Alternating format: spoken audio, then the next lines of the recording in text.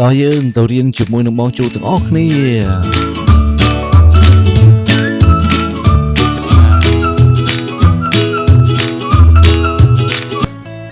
អក្សរកូអក្សរកូសារអីកូនដឹងអត់អក្សរកូគឺសកូអក្សរគេដែរកូនអក្សរនេះគឺជាអក្សរកូកូសួស្តីកូនទាំងអស់គ្នាតោះទៅរៀនសរសេរអក្សរកូតាមចលនាទាំងអស់គ្នាជាមួយនឹងបងជ្រូកចាអក្សរកូមាន6ចលនាចលនាទី1ទាញពីក្រោមមកលើចលនាទី2ទាញកងនិងចលនាទី3ទាញពីលើចុះក្រោមរីឯចលនាទី4គឺយើងទាញគួចចូលទៅក្នុងចលនាទី5ចលនាទី6គឺ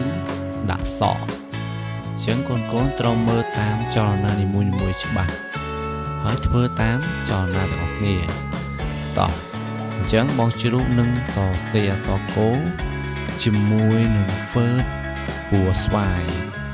យើងចាប់ផ្ដើមពីចលនាទី1ទាញពីក្រោមឡើងទៅលើហើយចលនាទី2ទាញកោង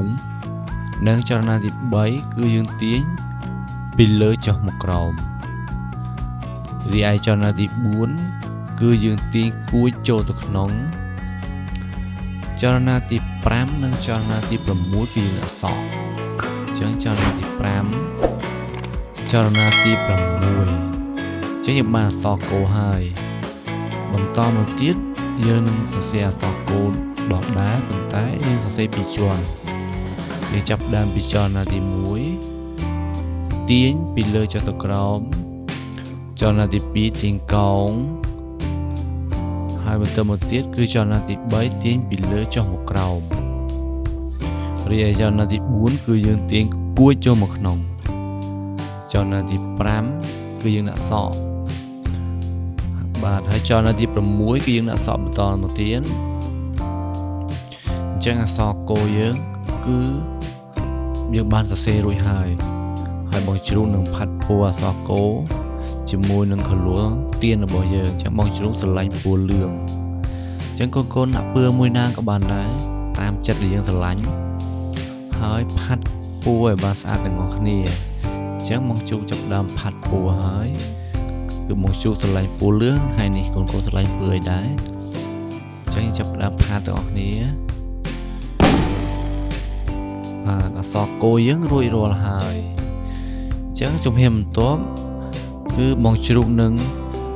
បង្កើតជាអក្សរកូដោយប្រើដីឥដ្ឋអញ្ចឹងនៅផ្ទះកូនមានដីឥដ្ឋទេបើមានដីឥដ្ឋយកដីឥដ្ឋមកធ្វើអក្សរកូទាំងអស់គ្នាអញ្ចឹងបងជ្រូកចាប់ផ្ដើមហើយគឺយើងបង្កើតអក្សរកូដោយយើងចាប់ផ្ដើមបាទពីជើងរបស់វាមុនដោយយើងលុញដីឥដ្ឋហើយធ្វើទៅជាអក្សរកូអញ្ចឹងកូនត្រូវលុញដីឥដ្ឋឲ្យមូលហើយទាញរៀងជាជើងគោសិនអញ្ចឹងមើលរបស់បងជ្រូកតើបងជ្រូកធ្វើបានស្អាតអត់អញ្ចឹងបងជ្រូកធ្វើជើងគោហើយអញ្ចឹងកូនធ្វើឲ្យបានស្អាតដូចគ្នាធ្វើឲ្យបានស្អាតដូចបងជ្រូកឬក៏ឲ្យលឹះបងជ្រូកត្រូវតែស្អាតជាបងជ្រូកកាន់តែល្អអក្សរកូយើងគឺរួចរាល់អស់ហើយបាទអញ្ចឹងកូនជួបគ្នានៅវីដេអូក្រោយទាំងអស់គ្នា